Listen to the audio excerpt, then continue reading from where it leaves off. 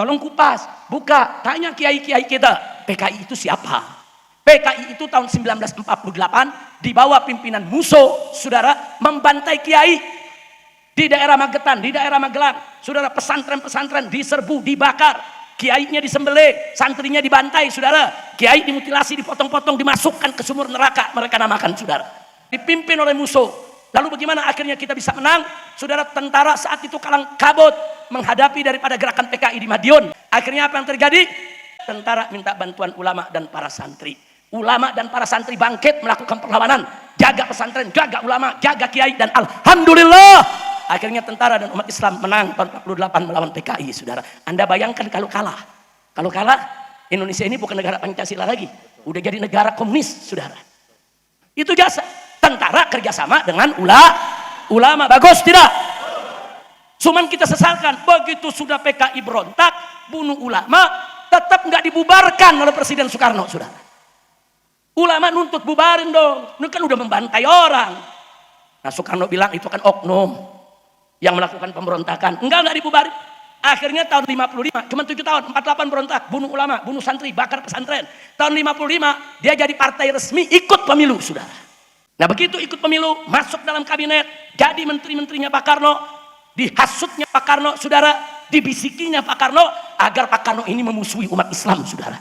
Akhirnya Masumi dibubarkan, GPI dibubarkan, kiai-kiai tahun 62 ditangkepi oleh Bung Karno, saudara. Ditangkep. Nah, sampai akhirnya apa? Saudara, PKI merasa sudah kuat, merasa sudah tidak punya musuh, saudara, akhirnya mereka bunuh 7 pahlawan revolusi Indonesia. Jenderal-jenderal dikulik, jenderal-jenderal dibunuh, saudara. Nah, kemudian apa yang terjadi setelah itu, saudara? Kewalahan tentara. Kenapa? Karena tentara kesusupan.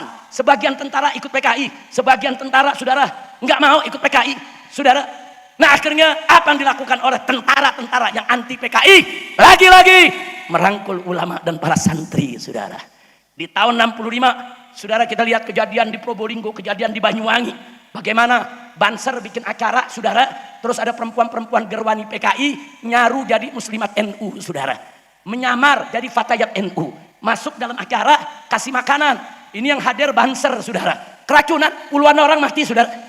Masih ada makamnya sampai sekarang. Silakan datang, saudara, di Banyuwangi. Akhirnya Banser marah, bangkit di Jawa Timur, perang melawan PKI di mana-mana, saudara. Dan alhamdulillah, lagi-lagi dengan berkah dari Allah, saudara, tentara bersama ulama dan bersama umat Islam menang lawan PKI. Alhamdulillah. Nah, begitu Orde Baru naik, memang Orde Baru anti PKI. Selama zaman Orde Baru, saudara, tidak ada PKI diberikan ruang untuk bergerak, saudara. Gak ada PKI berani bergerak, saudara.